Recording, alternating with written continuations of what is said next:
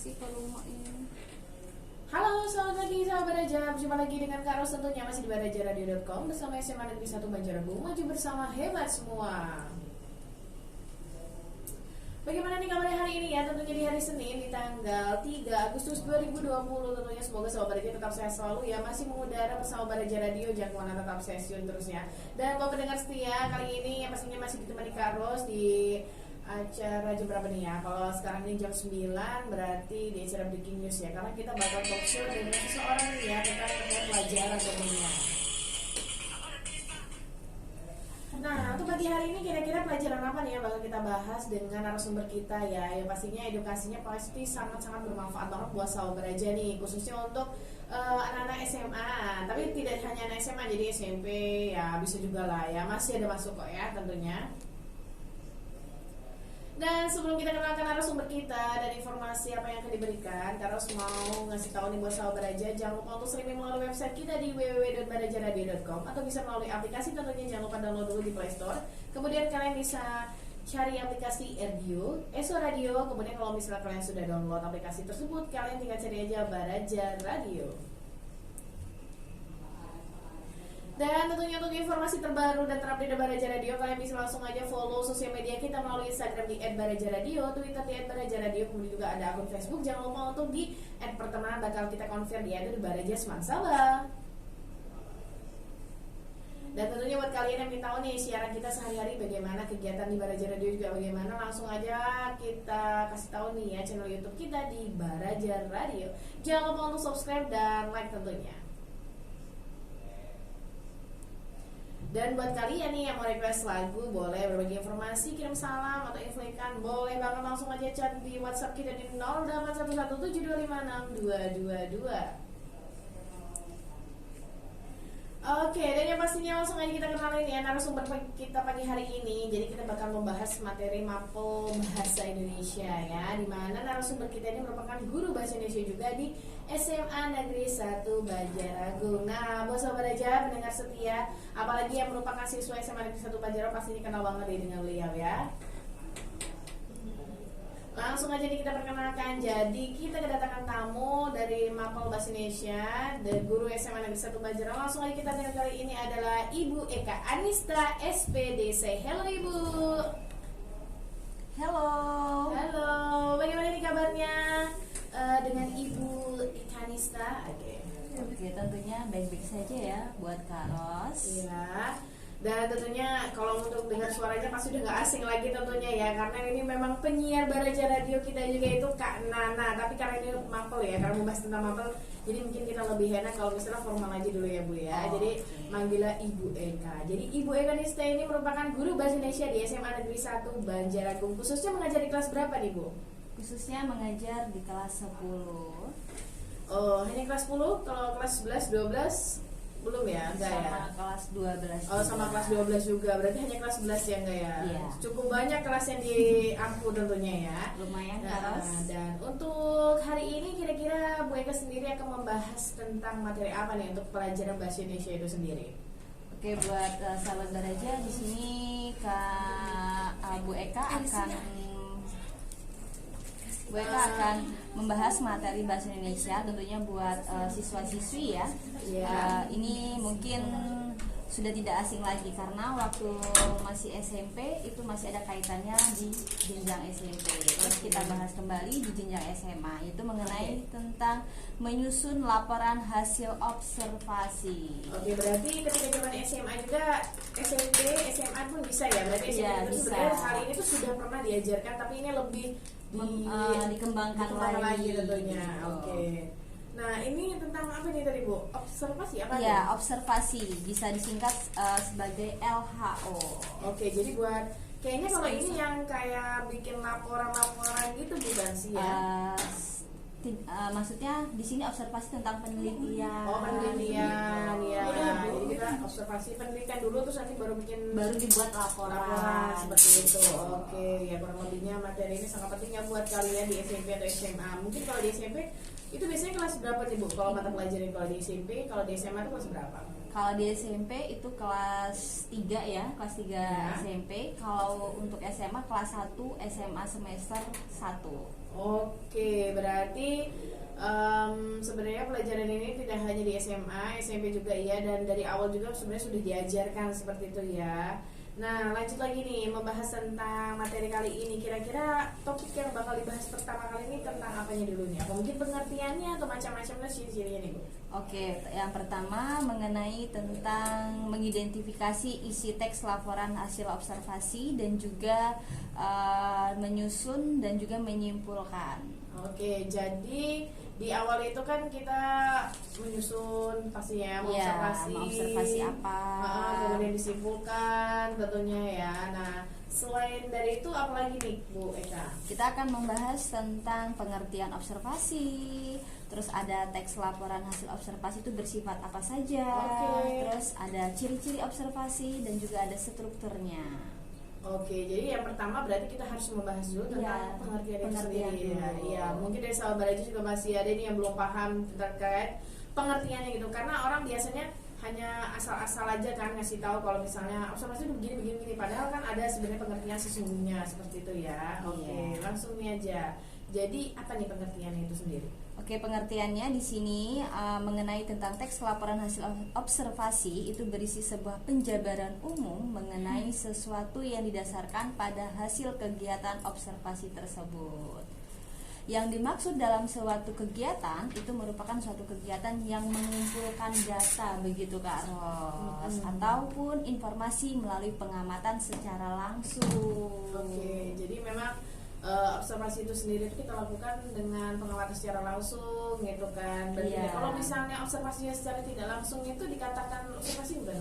Maksudnya kayak sekarang ini kan kita kalau mau observasi langsung ke tempat itu kan karena ada COVID-19 itu kan ada keterbatasan gitu Iya. ya. Mungkin ada yang mungkin dilaksanakan secara online itu sebenarnya gak jadi masalah nggak? Apa itu udah beda lagi gitu? Kalau mengikuti dengan kondisi sekarang ya, kalau itu masih tetap dikatakan secara observasi, tetapi observasinya kita tidak bisa terjun langsung, kita hanya bisa memberikan gambaran saja. Iya, berarti ada ketentuan-ketentuan tertentu Iya. lah ya, tidak hanya asal observasi seperti itu Iya, kan tentunya begitu. sahabat aja. Nah, itu dari pengertian dari observasi itu sendiri ya. Nah, lanjut lagi next apa lagi Bu?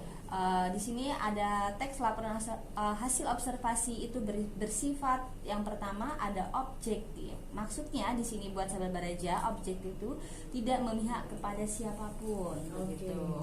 Terus yang kedua ditulis berdasarkan fakta. Maksudnya di sini ditulis dengan data yang sebenarnya tidak ada manipulasi begitu dengan faktanya. Terus yang ketiga tidak menyimpang.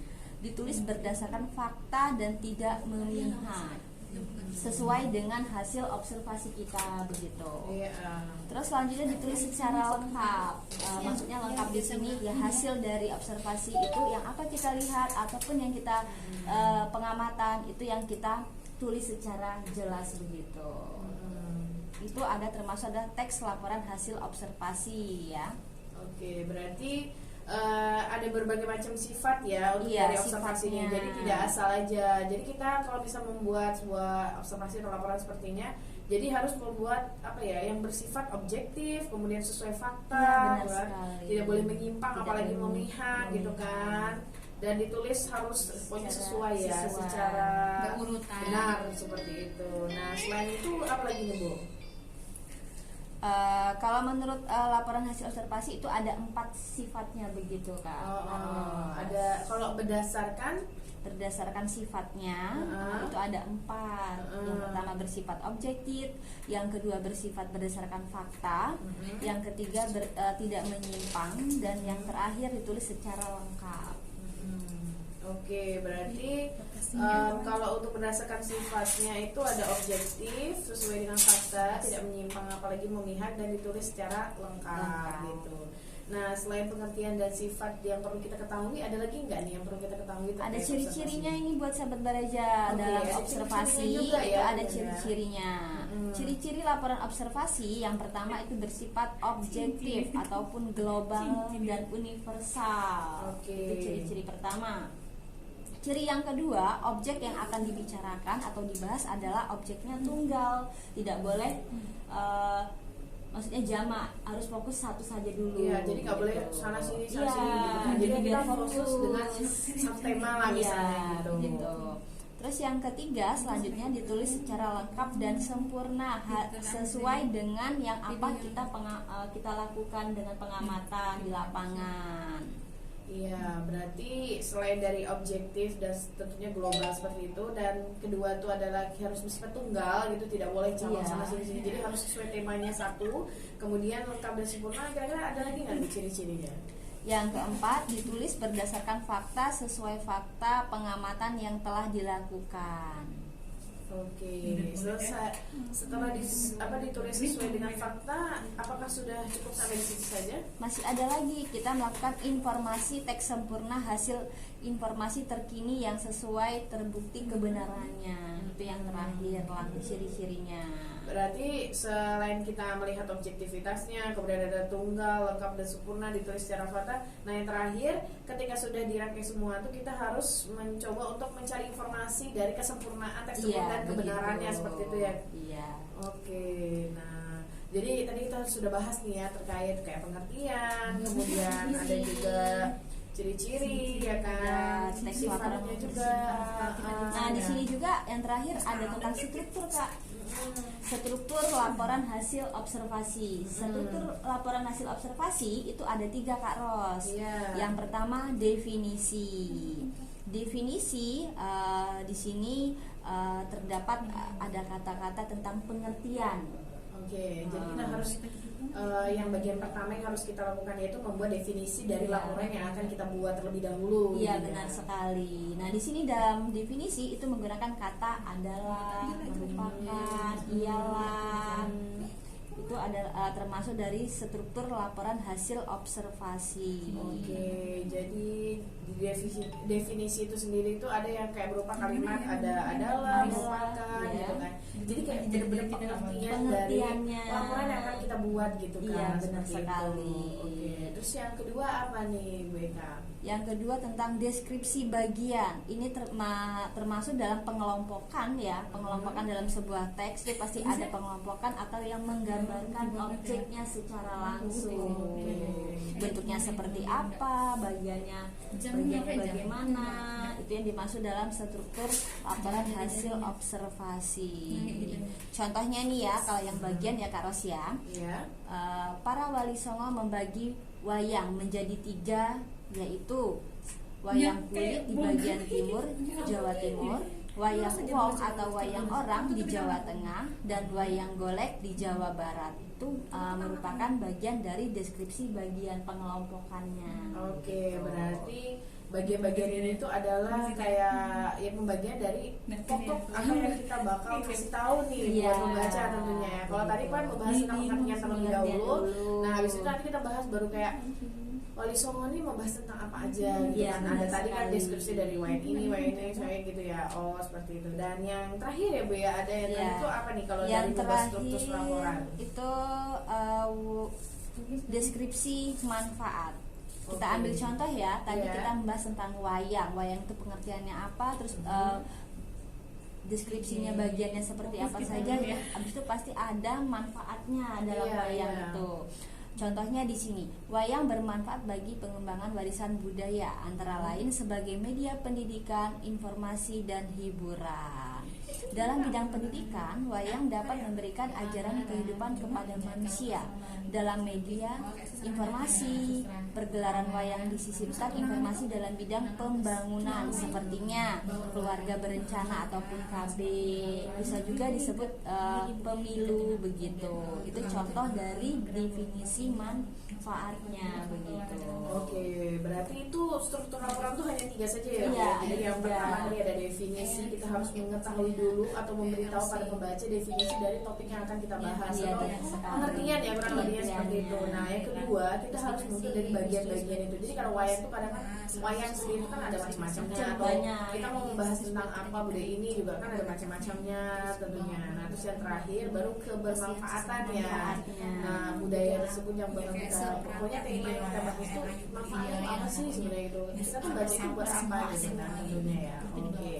Nah berarti tadi sudah dibahas nih ya Bu Eka, ada pengertian, kemudian ketika kita membuat laporan itu juga atau observasi itu ada yang secara bersifat ya, dari sifatnya itu ada macam-macam, ada objektif, fakta ya kan, terus ada yang tidak boleh menyimpan gitu kan, tulisannya lengkap, terus ada juga ciri-cirinya, dan ciri-cirinya tadi ada 5 yang sudah disebutkan. Dan kemudian yang terakhir ya Bu ya, yaitu saat ketika kita membuat struktur laporannya. Oke. Itu cara dalam membuat laporannya. Oke, terima kasih banyak Bu Eka. Dan kira-kira ada tambahan lagi nih nggak Bu kalau terkait dari membuat laporan dari observasi itu sendiri?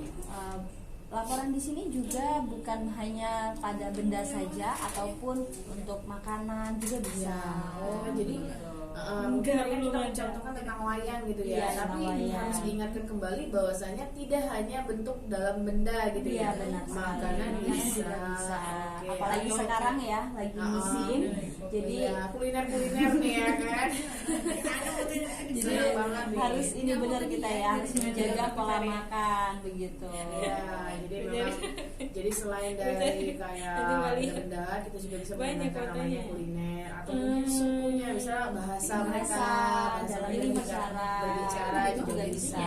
Jadi jangan terfokus hanya karena kita berikan contoh wayang, jadi wayang semua. Iya, Nggak boleh. boleh juga melalui observasi tentang Iya, sekolahan, observasi gitu. sekolah juga bisa gitu. Materi juga bisa seperti itu. Materi juga berarti bisa ya, bisa Oke, dioperasikan. nah tuh ya sudah dirilis sendiri. Jadi memang observasi yang kita lakukan itu tidak hanya diberlakukan kepada bentuk benda, tapi apapun itu bisa kita jadikan observasi yang bisa diamati, kemudian kita bikin namanya laporan tersebut ya. Oke, kira-kira sudah cukup. Ya cukup harus itu buat pengenalan ya tentang materi bahasa Indonesia gitu. Ya, pasti kita akan bersama lagi akan membahas topik yang lainnya lagi ya dengan Bu Eka tentunya ya. Oke, terima kasih banyak Bu Eka atas waktunya di hari ini, dan pastinya buat sahabat Raja jangan pindah channel, tetap di Baraja Radio karena kita pastinya bakal sihil lagi buat sahabat Raja dan memberikan materi edukasi yang pastinya bermanfaat banget nih buat sahabat Raja semuanya. Dan dari Bu Eka mungkin ada motivasi gitu kan, atau ada pesan moral yang ingin disampaikan kepada sahabat Baraja. Oke, pesannya buat siswa-siswi ya tentunya, walaupun di masa pandemi seperti ini, tolong dimanfaatkan waktu dengan sebaik mungkin, sempatkan waktu untuk belajar, tentunya untuk membaca, literasinya tolong ditingkatkan lagi. Karena walaupun situasi seperti ini, sempat-sempatkan 15 menit untuk literasi.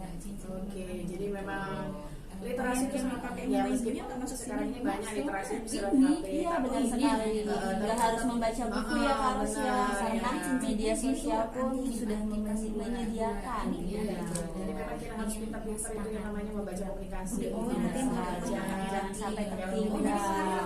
Jangan ketinggalan tentunya. Oke, terima kasih banyak Bu Eka atas informasi dan pastinya motivasinya hari ini di hari Senin tentunya. Terima kasih banyak Bu Eka.